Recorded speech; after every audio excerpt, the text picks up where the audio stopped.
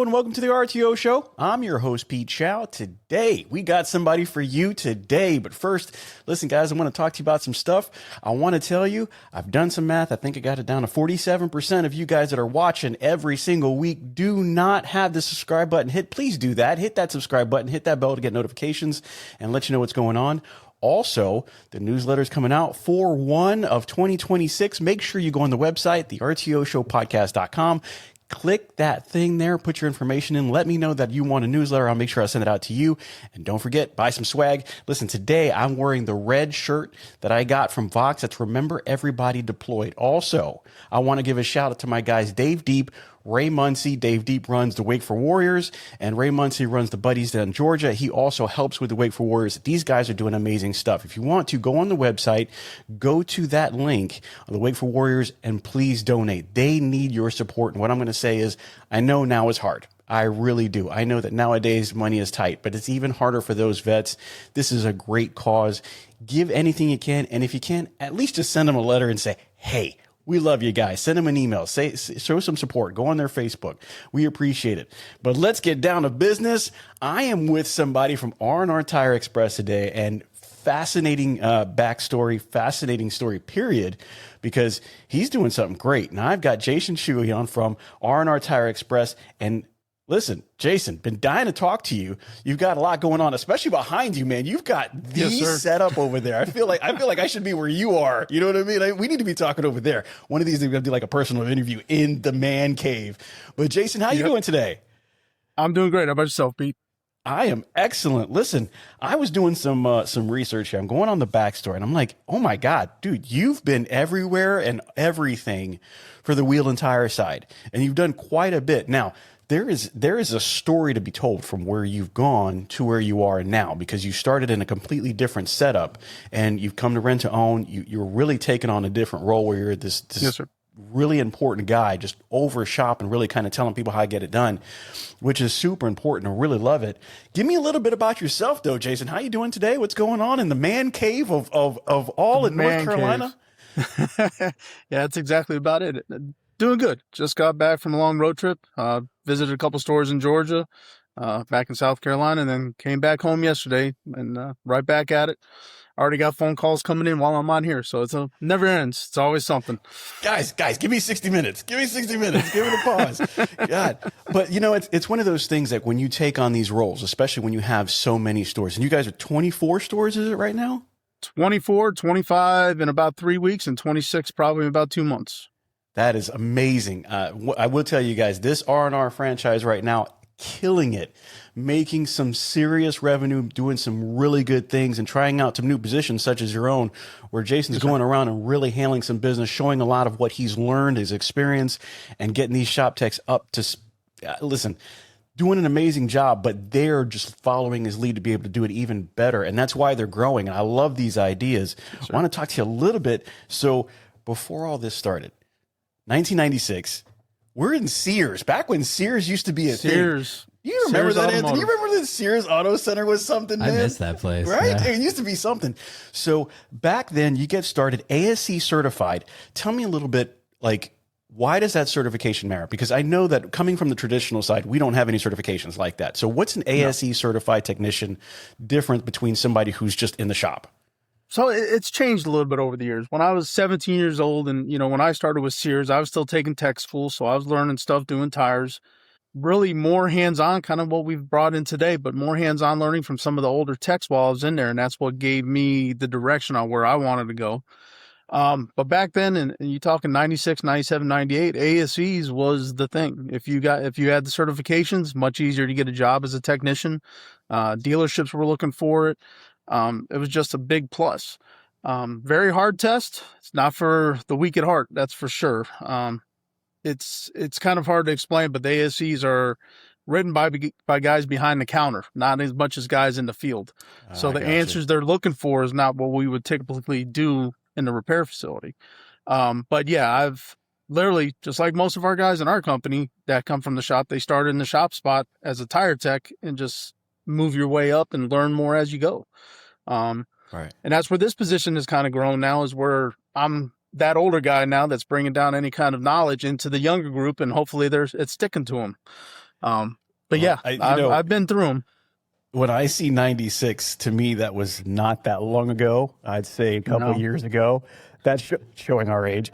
But now that we come into it, man, that's 30 years ago. Yeah, it is. That was 30 years ago. So we got a young and spry Jason handling some business as an ASE certified technician. You also done roles in Tire Kingdom and Goodyear. So it wasn't just in one spot. You've had the ability to kind of go around and really see that. What is the difference between those real quick? Like, what's the difference between like a Tire Kingdom and a Goodyear and a Sears Auto Center? I mean, is there a really big difference?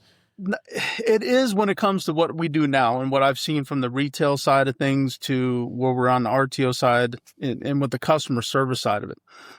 A lot of those big box stores do not take the customers in mind as much. That I learned very quickly. And most of those places, I didn't work as a technician there. I'd already been put through the position of when I became a sales manager, then I became a service manager at that time, ran the shop and so forth. But you tend to see things a little differently between how they treat their customers, how they treat their employees. When you're with these big box companies, you're a number to them. There's no personalization with it at all.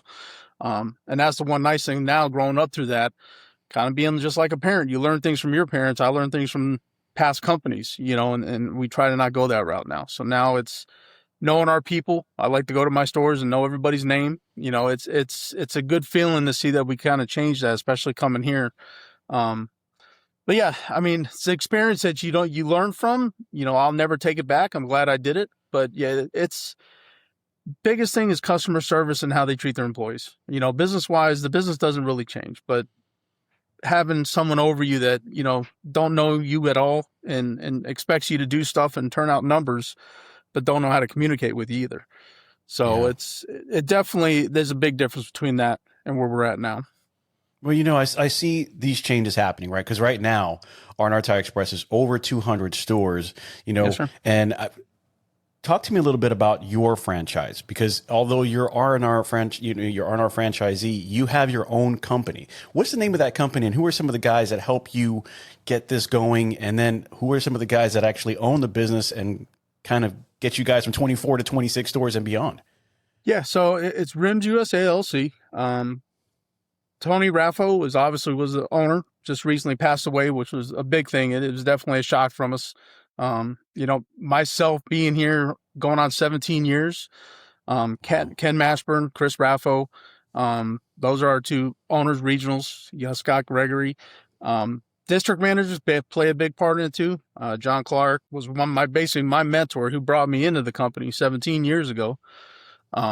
Greg Miller, Reggie Gambrell. I mean, the list goes on and on with the team that we got built here. I mean, it's solid. And you meant something the other night. You guys were up here. I did. I had the chance to go do some DX3 leadership with them, and man, I went William Naylor and you and a couple of other guys. Yes, William John Smith. Yes, sir. Just some great people, man. I loved it. So we go in there. You guys got to understand this. We're going to Rims, and as we go in, there is an entire section already dedicated to learning. Like, it is a huge, huge area. We're fitting 30 people, and we're probably gonna have to fit some more now that they got some growth. So we got to worry about that. I let you guys expand on those walls. But it was great. I mean, they have the setup. You have the slides. You have the ability to play video. You have the ability to sit everybody down in this classroom setting. But really, it's more about the learning and being, one-on-one and kind of just getting that knowledge from point A to point B in a good environment. And I loved it. I loved it because, and I'm not giving, shade to anybody, but I've been to places where that's just not as much of a priority as getting the revenue and making it happen. But I believe that part of the success that Rims has is focusing that dedication on how do I get my guys to learn exactly what we need to do, exactly how they need to do it, so that the customer not only feels better about coming back and spending their revenue every single week, every single month, but then when they pay out or they're done with their transaction, to come back later, not only with them or the referrals that they have or just their family members, right? I mean, most of the time, I think there's some things that out there say 60-70% of our business that comes in is from the business we already have. Right. So those 100%. Referrals are coming in, and it's really, really important. So, 2 out of 3 people are coming back because somebody told them, hey, I had a great this thing happened. It was great. Jason took care of me. Whoever it was took care of me.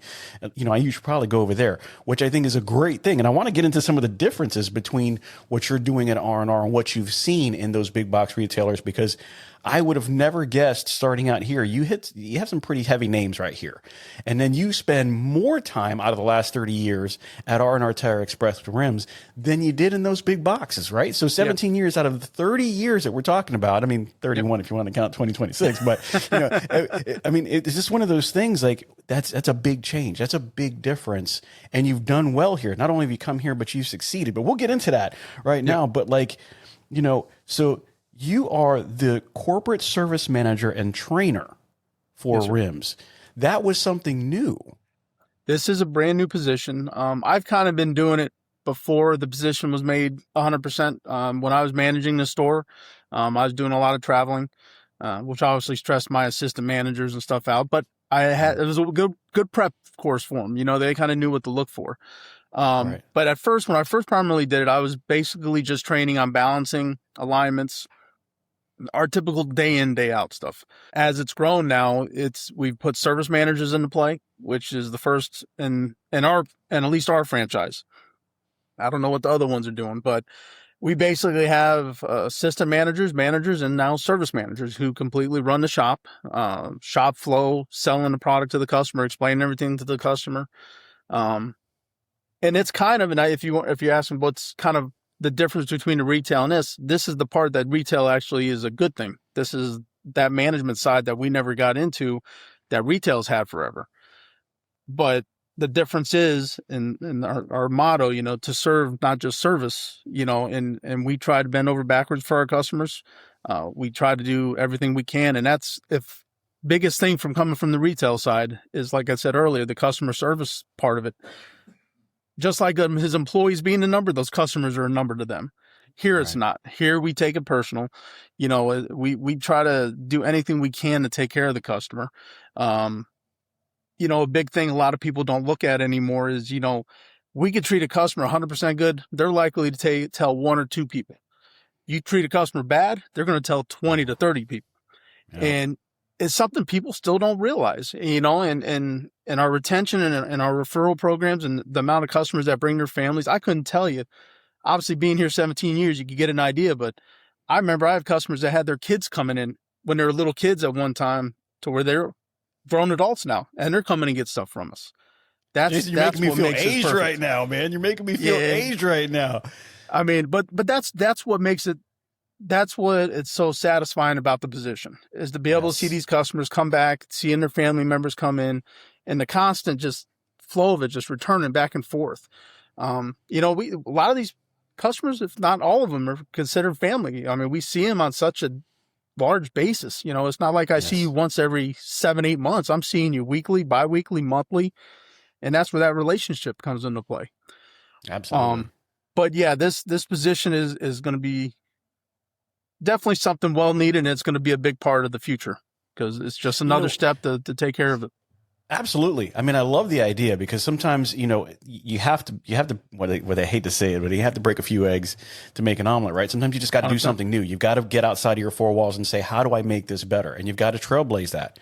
I got a question though. You got assistant managers and GMs, which is something that might be pretty normal depending on who you got. Now, the shop manager being something different, is there a level that you get to before you get a shop manager, or is this a permanent position? You say, hey, there's going to be a shop manager no matter how our revenues or how our customers are. So originally we had talked about it was going to be a revenue or certain customer count.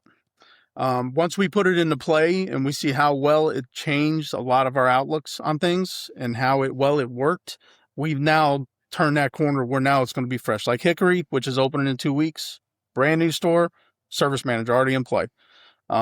Johnson City, the next store, will have a service manager in play, and we're trying to fill them up, which I think we have currently. We just hired another one, I believe Thursday. So I believe 17 of our 24 stores now have service managers. Wow. Okay. And it's, like anything else, it's added to the bunch, and everybody gripes about it at first, the expense wise, but once again, it's not always about the expense. It's about being able to take care of the customers, what it comes down to. Hi, I'm Pete Shau. You may know me from the RTO Show Podcast, but today I'm doing something a little bit different. Apro and Wow Brands have launched a special project to bring the story of our industry to life like never before. They've asked me to sit down with some of the true legends of rent-to-own, capturing their stories, their impact, and their vision for the future. And now, I get to share those conversations with you straight from the legends themselves. All of this leads to something groundbreaking, though. A new book, The Rent-to-Own Revolution, A Definitive History of Advocacy and Consumer Access, written by Apro CEO Charles Smitherman and Wow Brands CEO Brian Krast. The book explores the grassroots of RTO, the advocacy that has defined it, and the future that we're building together. Here's where you come in. We're giving away free copies once the book is released. Just head over to the RTORevolution.com and sign up for a chance to receive a copy in early 2026. Don't miss the chance to be among the first to hold this piece of RTO history. That's RTORevolution.com. Check it out and become a part of RTO history. Depending on when this comes out, it might actually not be 2 weeks from the date of this release. When is the date that store will open, or at least within a couple days? I would probably say, so it was 3 weeks at the beginning of the week, so we're down to 2 weeks now. So you're looking, what, the 14th? Around April 14th, April 13th, somewhere around there. All right. Sounds good. I can't wait to see it. It's going to be another store to visit. As you're going through, how long do you think it's going to take to get those between the 17 stores and the 24 stores that you have left, right? The 6 stores that are left. What is the transition period of getting a shop manager in those? And then how long do you, I guess it's a 2-part question. When you put somebody in, right, in that shop manager position, how long do you give them to get acclimated before you say, okay, now we're going to start judging the numbers between when we have a fully functional service manager and when we didn't, so that we can compare, is this, and not that it's not something you don't want to do, but like, where is the payoff on this, and are you doing what you need to do? So the one nice thing, and that's part of the reason I'm in the spot I'm in now, is when we get these new service managers, I go there and spend usually the first 3 or 4 days with them when they start. That way they get on the right track, understand how we're doing things. And like we talked before, hands-on is my biggest thing. I could show everybody videos all day long and tell them what to do. Hands-on is where it is when it comes to getting people prepped and getting things ready. I don't, within a week or two, because the people we're bringing in, we'd rather get somebody, one of our techs that has been with us for a long time, to promote them into that position, because they already know how we work and what we do inspection-wise and looking over vehicles. But we don't have that. It's not always 100% thing that's going to happen. So when we're bringing people in, most of those people have some sort of experience in automotive. If it's the retail side of it, if it was a mechanic at one time that wants to get into management, because I'd rather have somebody that doesn't bring over a whole bunch of bad habits anyways. I'd rather be able to treat them and take care of them from day one and get them on the right track. Yes. So, time limit, it's hard because I don't judge anybody on time, because I know sometimes you got to get the respect of your technicians. There's a lot of stuff that comes into play. Personally, I'd probably say within the first month, you should be good after that, especially with the amount of training we're going to give you, and what I'm going to be involved in doing step by step with everything. So I would say within the first month. After that, they should be good on what they know to do and what forecast-wise, what we want them to do. Gotcha. So now that you're in that, at what point, because you did a lot in the prior life of before getting into RNR and RTO and stuff like that, as you got into the RTO side of it and started working for RNR at RIMS, like, what made you decide, you know what, I've done a little bit of everything on this side, I want to do a leadership role on this side? What poised you and the people around you to say, Jason is the guy, that's the guy? I met you, so I kind of know a little bit, but for, somebody who's listening to this today and they're talking about, I'm in the shop and I kind of want to move up ahead too. There are people out there who are putting these shop managers, and that does give me an idea that I have somewhere to go. What made you decide, I'm in the shop, I want to go leadership, and what advantages do you think that they need to start learning now to make them ready for that change? Yeah.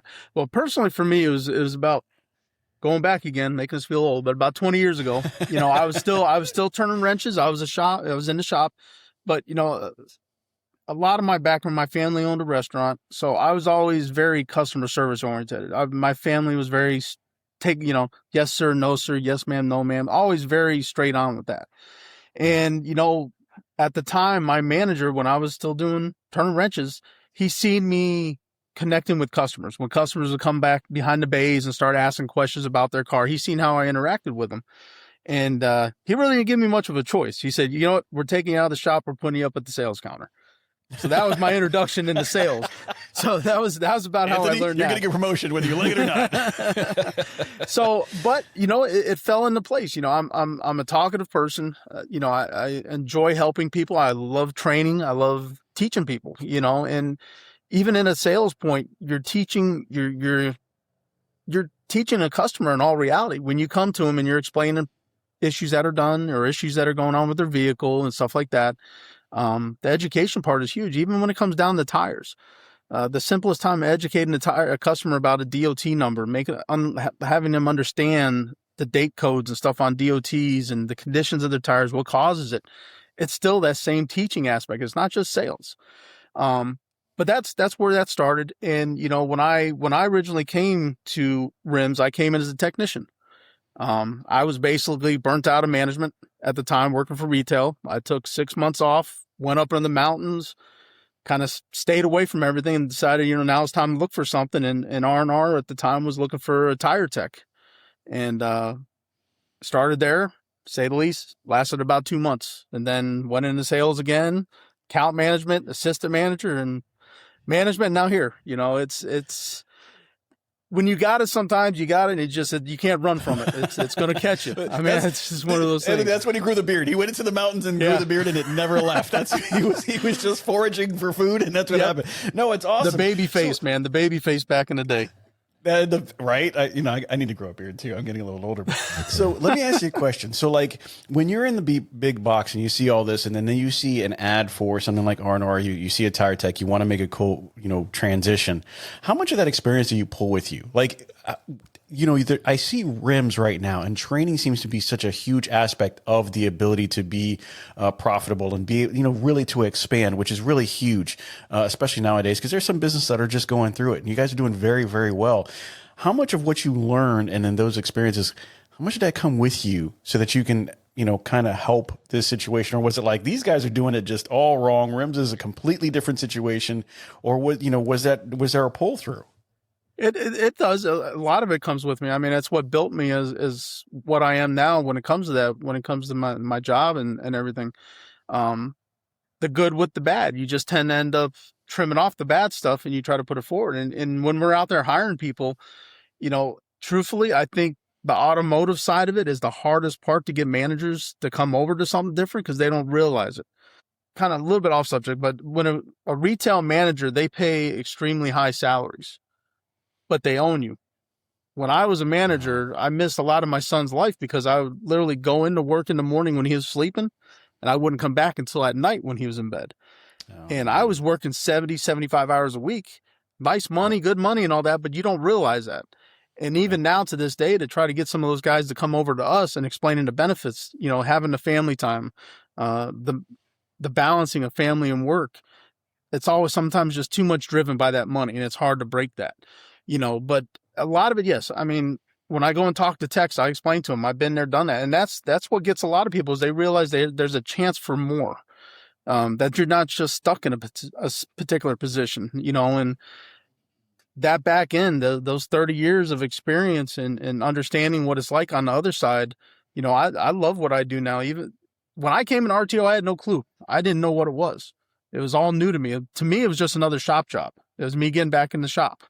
You know, and then as I learned it, once again, mentors, people teaching you and just learning everything, and you love it. And then especially when you work with the group that we do, the care they give you towards their family and showing the respect to that level is huge. And that's the biggest thing I say, Brent, is trying to explain from the retail side to this side, the difference in that, you know, and it's a big thing. It's a big part of life now. When did it hit you? When you came over to rent to own and you're in the tire shop, you're seeing tires, you're seeing patches, right? That's pretty much the same. When did it hit you that the RTO transaction is a different transaction than the retail transaction, or what you really got yourself into? When I became an account manager. That was, it don't matter how nice I am or how good I am on the phone, boy. That is where you learn the deep side of RTO on the account manager side. Right. And you know, what's funny is when I was running the stores, anytime my account managers, they knew not to come to me with any kind of questions about accounts because they knew what the answer was going to be. Give them what they want. Just take care of it. But it was good because that taught my account managers the proper way to run the account side of it. But yeah, that was where the RTO really got me, was when I went into the account department. And it definitely takes a special person to be an account manager. 100%. That's a whole different side. But that's where it hit me hard. That's where I ran into the brick wall and figured a way of climbing over it.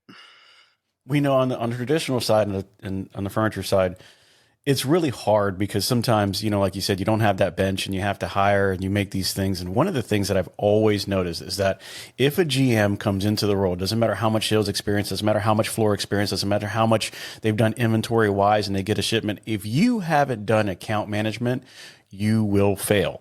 And it's because they don't 100%. Understand the business, right? So it's like, you want to be a GM? Great. You're going to sit in accounts for 3 months. You have to learn it from beginning to end. You have to be able to open a route. You have to be able to close a route. And now, mind you, there's things that happen in between, right? There's training, there's other things. But like, if you can't open and close a route and really understand where your customers are coming from, really have those deep conversations, if you're not on the road knocking on doors and just really having that one-on-one relationship, if you can't build that, you really just can't be a GM. Because it's not that we're trying to keep it from you, but we need to put that little time frame off until you really get it, because it is different. RTO is a completely different transaction. So I got to ask, because you're doing all this, you get the beard and, you're up in the mountains. Well, then when you saw that ad at R&R, did you realize that, as you saw it, did they say it was like anything to do with, the RTO side, or was it just, hey, this is a tire technician, I'm going to go do that, and then you got it later? That's what it was. It was just a tire technician spot. And once again, this is the mindset of me. I was burnt out of retail, and that's what it'd do to you. I mean, it literally burnt me down to nothing. And then coming in and just wanting to get back in the shop because that's where I came from. That was my life. I didn't care about the money. I famously tell everybody I started here with this company $8.50 an hour. That was where I started at, and worked my way up. But when that ad comes out, and I think that goes for a lot of the techs now, when they see the ad, they don't know what the back end of the company is. Now I do explain to them. I tell them that when we get involved, when they come in for interviews, I do tell them that, I was never told that. I just knew it was a tire spot. Right. But yeah, the ads wise are just presenting just as another service shop. And talking about the furniture side of it and stuff. And that was the hardest thing. I think with what we do, the best combination we could have is one of those old school RTO guys and a tech guy working together as either assistant manager and manager, or manager and assistant, one of the two. Because like you said, having that idea of how things work, even though coming from the RTO side of it and the furniture side, but you have no clue about the automotive side. Right. Same aspect. If you don't know automotive, you're not going to succeed. You're going to fail. So it kind of goes hand in hand with it. And something I don't think we talked about at one time, but I don't know if any of the other franchises have it, but we have an MIT program, a manager and training program, to where we bring other people in, and before they get into the management side, either assistant manager or manager, they go through shop training, account training, sales, admin. So it's not just instant promotion. You're getting in here. We put you go through the ringer. You're going out in the shop with me for 3 weeks. You're going to learn just as much work as they do out there with the tire guys. You're going to be doing it. You're going to learn it.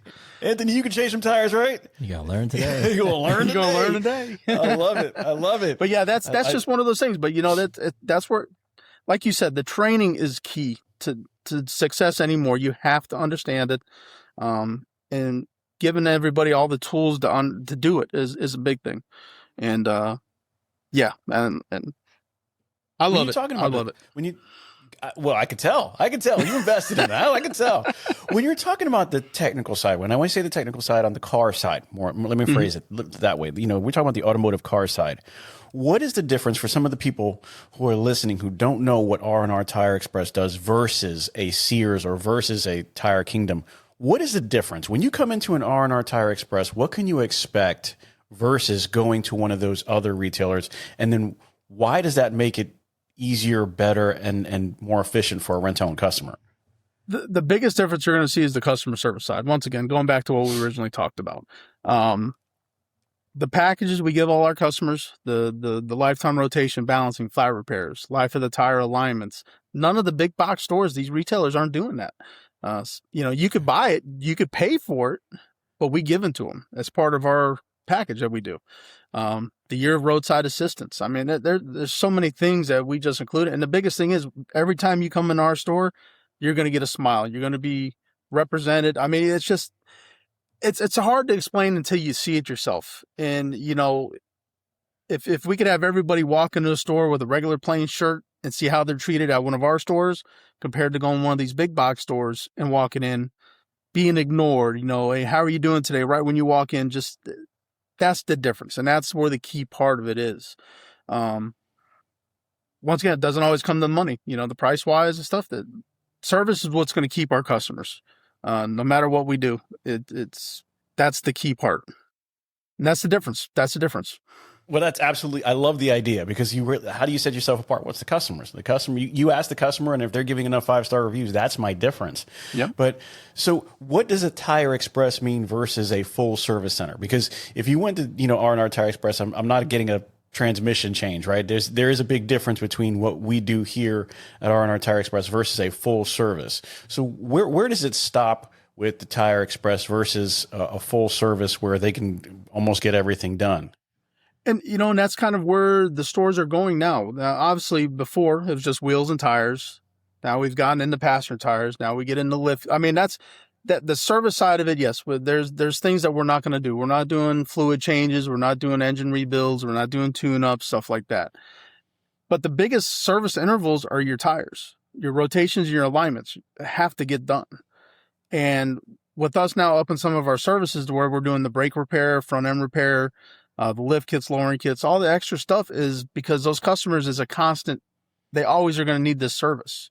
The tune-ups, you're going to see somebody once every 70,000 miles for a tune-up.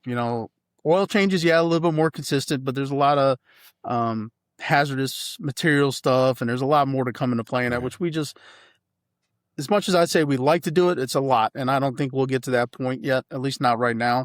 But yeah, the biggest thing is we're going to take care of the biggest thing you're on the road with. The tires, as much as people don't realize, that tire is the most important part of your car. That tire goes bad while you're driving it down the road at 70 miles an hour, it could be a huge thing. It's a lot of stuff that can happen. An engine goes bad, you're going to stop. This is to keep you and your family safe. We're doing everything you need to be safe, and we're always going to be there for you. It's service with a smile, it costs, everything is just, it's to take care of, once again, I know I said it, taking care of the customer and giving them that option where they're not having to bounce back and forth all these different places to get things done. And truthfully, that's where I think this became the biggest thing is I was in my position as a manager to have to tell my customer to go to another location, another store, a competitor to get something done because we couldn't do it for them. So backtracking, that's probably the biggest thing. I don't want to have to send people other different places. I want to be able to take care of everything they need on that one stop. They come in for their tires. We're fixing their front end. Any kind of brake issues they got, we're taking care of all that instead of sending them to a million different places. And that's kind of what set everything apart. And that's where the growth and everything's coming from is that. So yeah, I mean, it's hard to differentiate. We may want to do more in the future, but where we're at right now, it's starting to get to that point to where it's the one-stop shop. We're taking care of our customers. We're not sending them to different places. We're not having to worry about them going somewhere and having issues. We're getting everything taken care of on the spot. And then our safety program that we do inspection-wise and making sure that the cars are safe for the customer is huge. I promise you that's more than anybody else is doing. Maybe a dealership might be doing it a little bit better, but yeah, we do a very good job at it. So if somebody goes into account management, because, I agree with you 100%. That's where the rubber meets the road. That's when you start learning RTO and how the flexible payment options work. If somebody's coming in, do they have the ability to go directly into the account management position, or is it key that they learn account management from automotive first. You got to go and do the tire. You've got to go learn, how it is to put this on, take this off, and what you have to do before you can go into account management.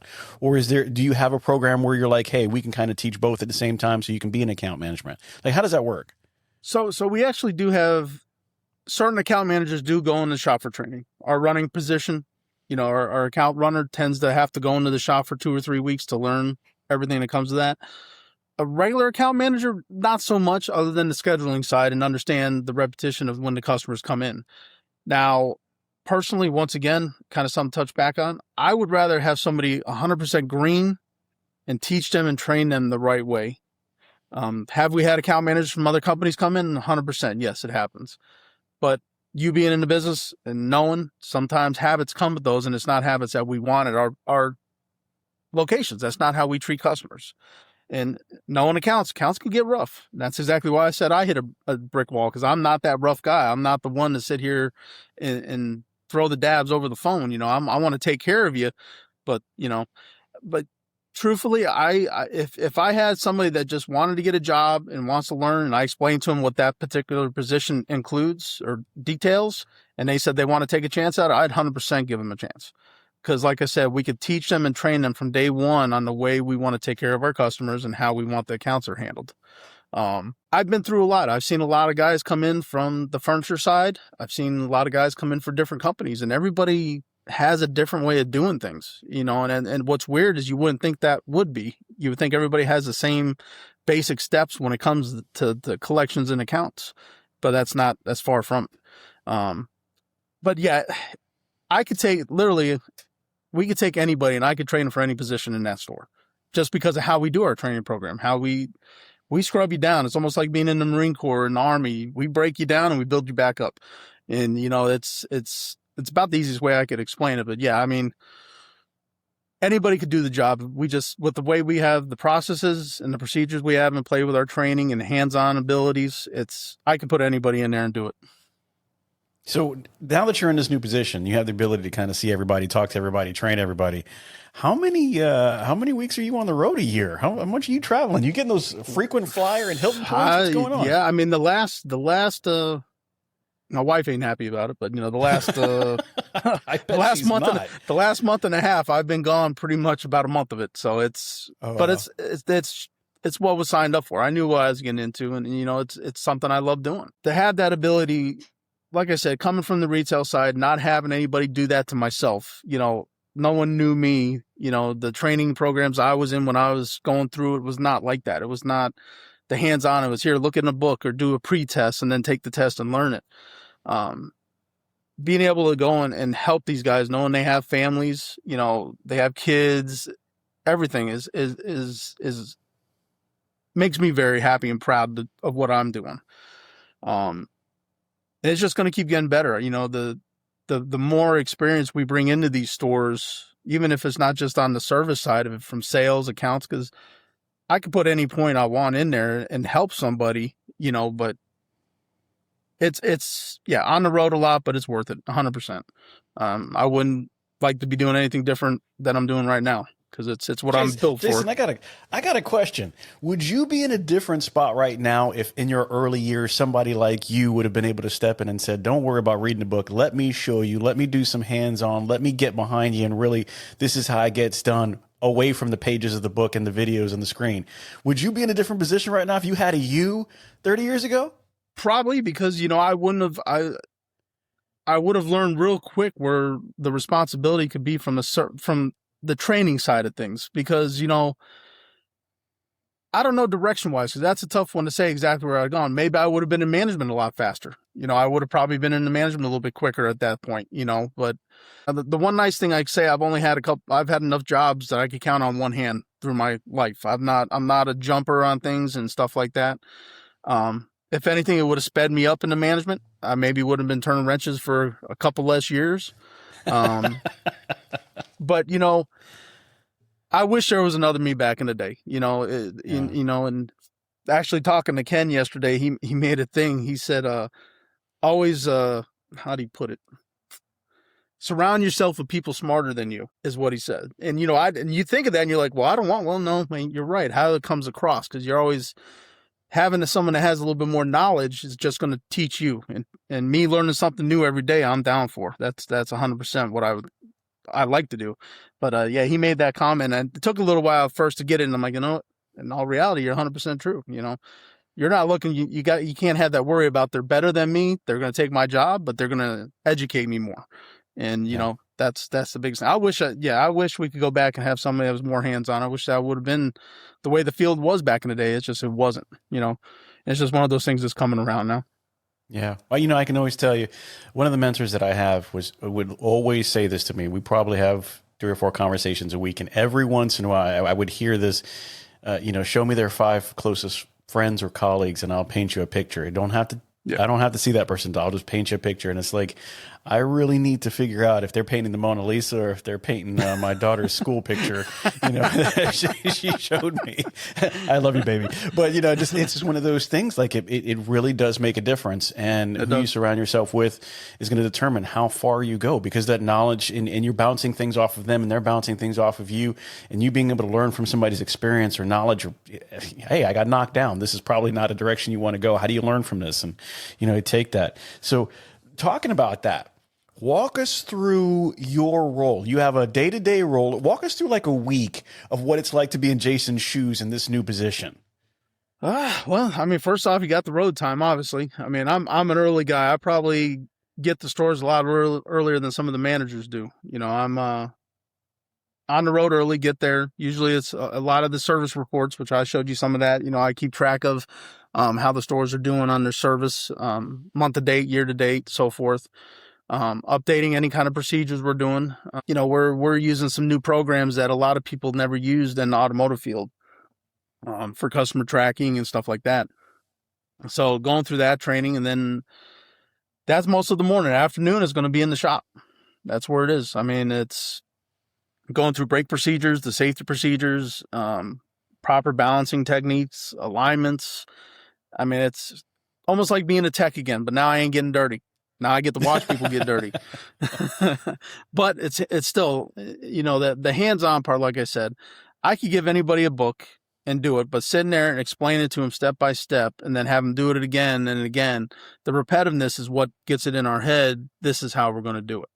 And be able to do that and know for a fact that when I leave that store, the guys or gals are certified. They're going to get a pay increase because now they're certified on what they're doing. And now they can go full at it and start giving that service to the customer. And it's satisfying to have that feeling that you've made a difference in somebody's life when it comes to that. Then reports and more stuff. I mean, it's a go around, man. And then the next day, wherever store it's at it's a constant same on. A lot of phone calls, which I have no problem with. FaceTime, I'm really good at. I've had texts, I've had DMs call me with issues, you know, just to be able to get on FaceTime and help them walking through them and get them fixed. But it's constant and it's busy all the time. But like I said, wouldn't have it any other way. It's what I signed up for. Well, you're in it now, baby. You're in it now. Yeah, no, 100%, 100%. So what factors go into, let's say, you know, and we can keep it weekly, but what factors go into you deciding, okay, I need to be here, here, and here next week versus over there, right? What factors come into play? Because, you know, sometimes when it's in sales, you can say, hey, they're lacking in sales. Hey, they're, you know, we have a customer complaint. We need to be over there. But what do you have that determines, hey, this is where I'm going to be the next week and this is why? So a lot of it, the new hire process, you know, if we get a service manager in, I already know that that's going to be one of that's one of the spots we're going to. That's going to be a little bit more in detail when it comes to the service manager, going through the Shopmonkey.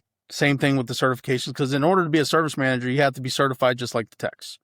So they're going to come in and they're going to go out there. They're going to turn the wrenches. They're going to be able to do the hands-on for when I'm not there. If I can't get a hold of that, service manager is going to be able to train and make sure they're getting it done properly. The techs, they have to be in the position for a certain amount of time before we certify them. They got to prove a little bit of what they're doing. We have a couple different tiers. We have L1, which is going to be our basic tire tech, doing rotate balances and tires. L2s is same as the L1, but is capable of doing alignments on their own, complete front and rear without having to be watched over. L3s, additional to the L2s, is brake certified. Then we have L4s, which is lift kit certified, where they could do the front end work in lift kits. And we now got it to an L5, which is everything plus on top of that. If they choose to get an ASE certification, we give them additional. I've actually done pre-tests with ASE. I've gone through about 250, 300 questions and produced a little pre-test for all of our guys to go through to prep them for that also. Because the ASE tests haven't changed much from when I took them. If anything, they've gotten a little bit more difficult when it comes to that, because you have to be really on the technical side. But a lot of it just depends on the placement and where they're at. And then when I do them, I tend to try to knock out 2 or 3 stores in the area I'm at. I don't want to, because we cover such a large area. I just can't be traveling to Tennessee and then all the way back to the coast in Savannah. I kind of got to group the stores where I'm going to be at, where I'm needed at the most. But that's the hiring part, and then what level they're at is where it goes from. Hey everyone, it's Pete Shau here from the RTO Show Podcast, and I want to tell you about a company that's making a real difference in the rent-to-own space, Wow Brands. I've seen firsthand how they approach marketing. And let me tell you, it's not just about ads. Wow Brands builds complete digital ecosystems designed specifically for the rent-to-own industry.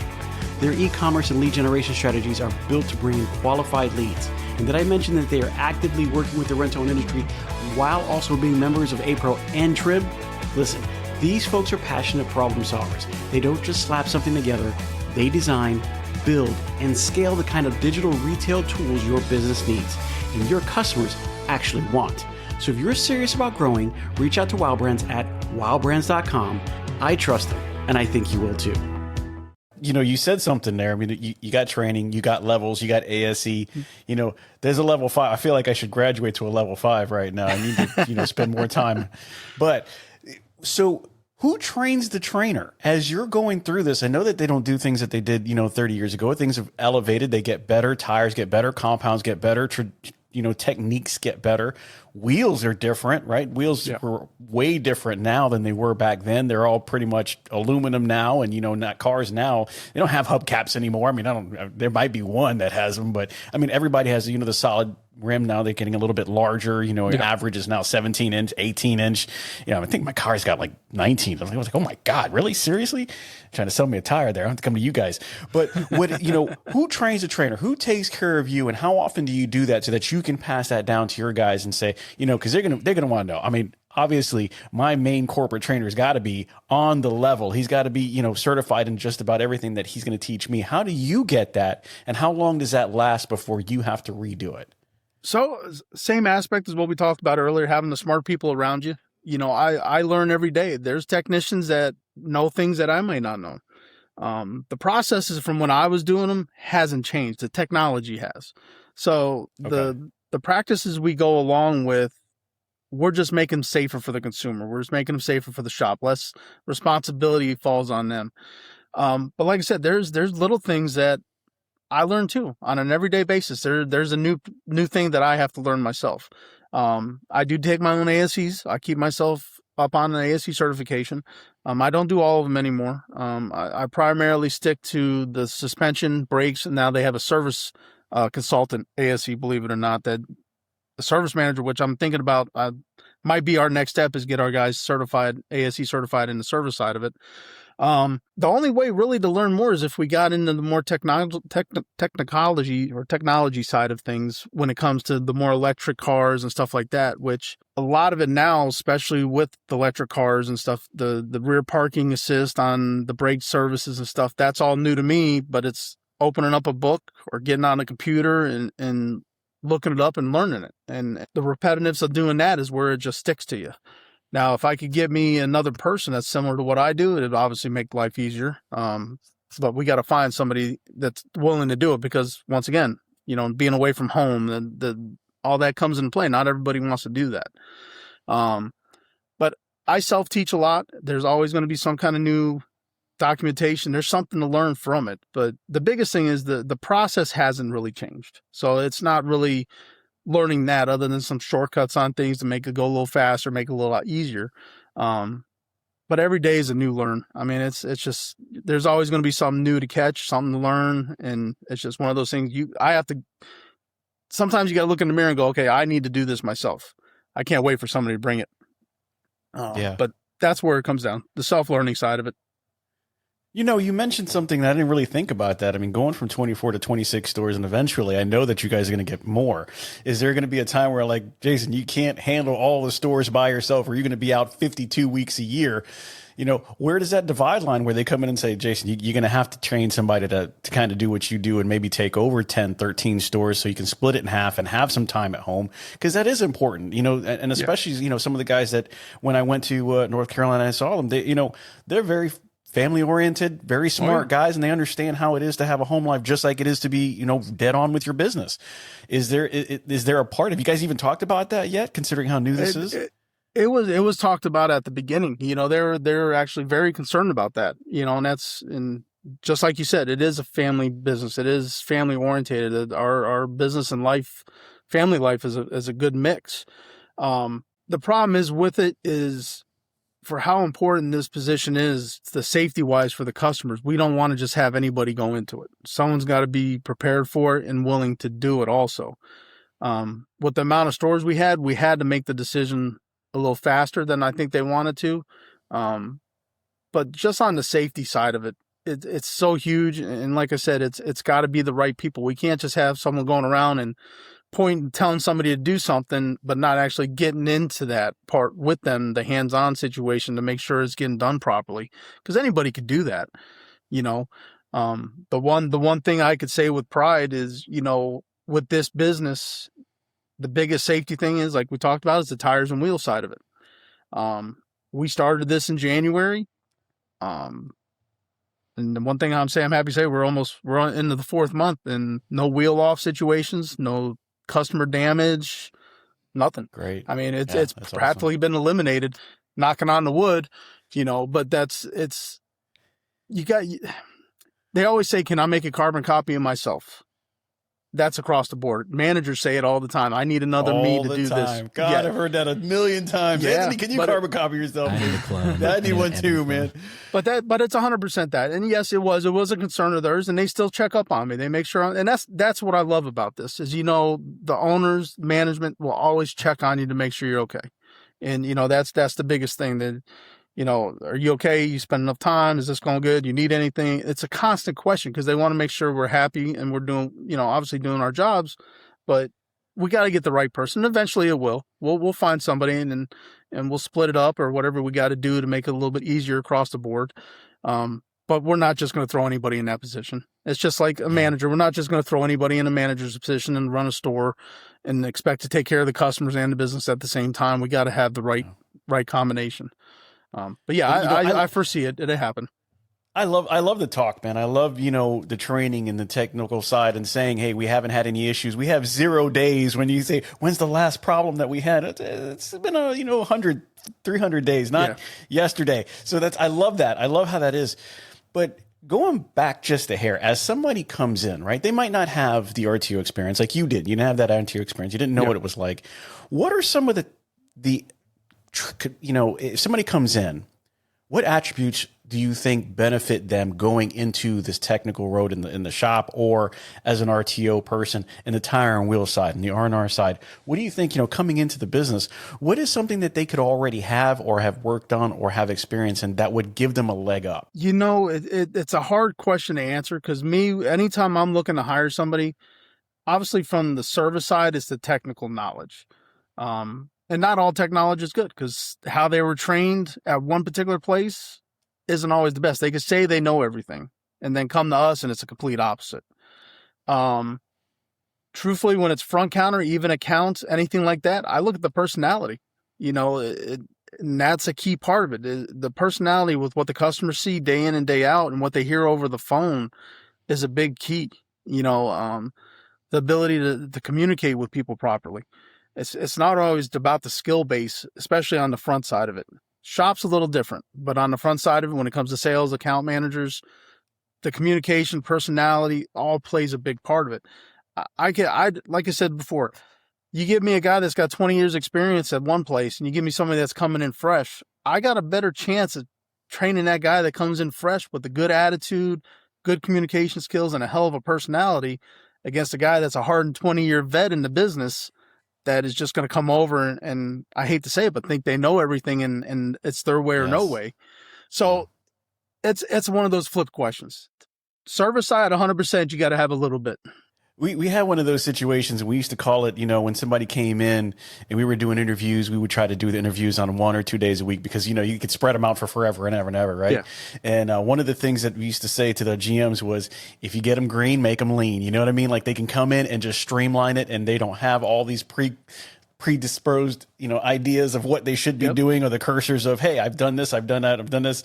But have you done it like us? And that's always a big thing. Talking about that, and I want to read this right because I wrote this down and I wanted to make sure that I asked you the right way. How do you balance speed, quality, and safety in a high volume environment, such as rims under RNR Tire Express? So what it comes down to is, Jason, I just want you to know I'm trying to stump you, man. I'm trying to throw you some hard questions. I'm trying to do a couple of hard questions in here. So so I come from a store. Gastonia, we were over 1,100 customers. We did a ton of service work. We constantly, we have stores now. You got Knoxville and Chattanooga that are 1,700, 1,600 customer stores. Wow. The speed and it's the procedures and policies. I mean, these guys are so in tune with how we do things, and especially from the safety aspect. We talk about speed and safety. Shopmonkey, which is a big part that we came about 2.5 years ago and started doing, the processes that we put in play, the procedures of how the vehicles are looked over, how things get brought to the customer while the guys are still working on it. It's all flow. I mean, I guess that's the best way of talking about it. When it comes to the shop, is especially with the service manager position, they're looking at the tickets that are hanging. They're figuring out what is going to be priority, what's not priority, what could be put off because it's a customer drop off. That's where all this technical side with Shopmonkey comes into play now, because now it's digital. Now we got a big TV, a 52-inch TV out in the shop that is color coded by what is waiting, what the service is. Oh, wow. The guys see it and they can prep themselves as they're working through the day on what needs to be done. And then you got the service manager in there coordinating it. He's the general. He's the one that's making everything move in the right direction. And then obviously the safety procedures. Yeah. There's a lot to go into. There's a lot of moving parts that come into play. So a specific part of it, to answer that, is not. It's just the whole thing. Everything just works together. It's a well-oiled machine. I guess the nuance is the best of everybody way of working under one light of sight, and having a shop manager in there and saying this, and this. And that's where it comes into play. And, that's what sometimes makes the difference from a 500, 600 counts customer store to the 11, 15, 1,700 customer count store, is the ability to have that shop. Because if a customer comes in and is sitting in our store for 2.5 hours to get a set of tires, they're not going to come back. I'm sorry. Yeah. It's just not going to happen. Yeah.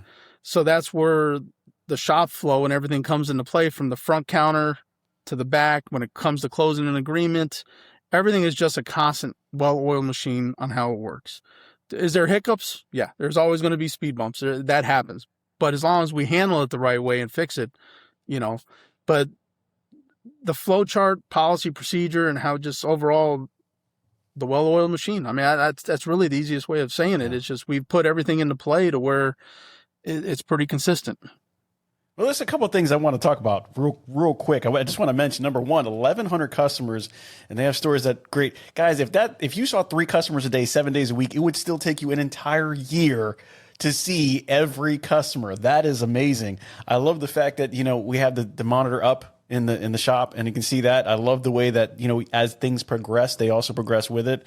I will say, and I'm not getting paid by Shopmonkey to say this, but Shopmonkey being integrated with some of the AI and kind of being able to help take that load off on times that we're not there, after hours or early morning, really does seem to help play that role in getting somebody into the store and getting them taken care of as soon as possible. So it's just, it's watching AI get integrated and still being able to take care of the customer with that friendly smile as they walk in, take care of them quickly and get them out safely without having anything go on, still having that thing like, hey, nothing happened.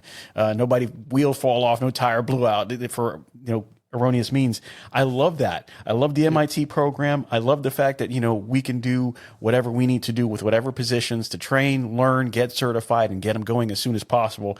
Jason, you've really been able to kind of highlight some of the things that are going on at RIMS that makes you guys one of the best franchisees that RNR has. I'm not going to say the best because I don't want anybody to get mad at me, but you guys are doing an amazing job out there. And if you want to learn, you might want to learn from Jason. He's doing a great job. Coming into the end, I want to shoot some small questions at you and just get how you feel about these things real quick.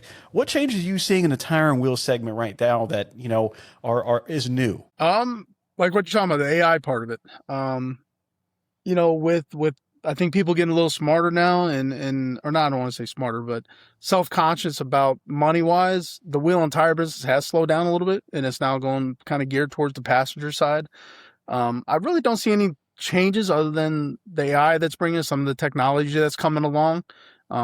Even as simple as going out to the customer's car and checking tread depth. There's machines now. You just put it on the tire and it reads everything for you. I mean, the technology side is growing and is going to keep getting bigger and bigger.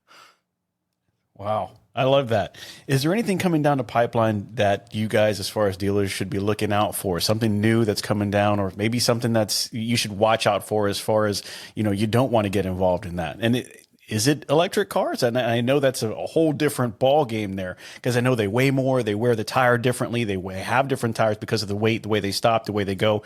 Like, what is something coming down the pipeline that you see that will cause us to shift or pivot a little bit? Truthfully, the electric car the e-cars are going to be a big part of it. But once again, the knowledge, if you know how to do them, if you're trained right the way to work on them, you'll never have a problem with them.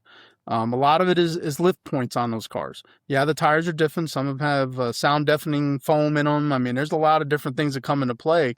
But the knowledge of knowing what to look for, the knowledge of working on the cars, that's really what it comes down to. If you're sending one of those cars into a store that has no clue what they're doing, it's going to cost the store. And I do have a side question, because I just thought about that right now, that these e-cars and these e-trucks that are coming around, they weigh a lot more than your traditional vehicle, right? Your ICE vehicle is, I mean, they literally have an empty bed, but these guys, I mean, the whole undercarriage is full of batteries. Yep. Do you have to have different lifts for these, e-vehicles? Not different lifts. You have lift pads. There's special pads that, they have special pads that actually you could buy them aftermarket. Some of them come with them for that situation if they get broken down on the side of the road. But what it is, there's a spot in the frame that is a certain size, and then they have a pad that pops into it. It's got a rubber seal, so it's like popping it into place. Then you can put your jack under it and pick it up from those particular positions. Gotcha. That eliminates your racks from hitting any kind of batteries. Oh, but God. once again, if you don't have someone that knows that and they just go to pick them up, now you're talking a $30,000, $40,000 damage repair on breaking one of the e-batteries. Just so you guys know, Jason is selling his position right now. Well, if you don't have somebody who knows, let me tell you got to get a guy from North Carolina who's going to tell you and again, make it happen. I love it. How do you see service expectations evolving in the RTO industry? Exactly. The route that a lot of our franchises are starting to go now with the service side of it is where it's going to be key.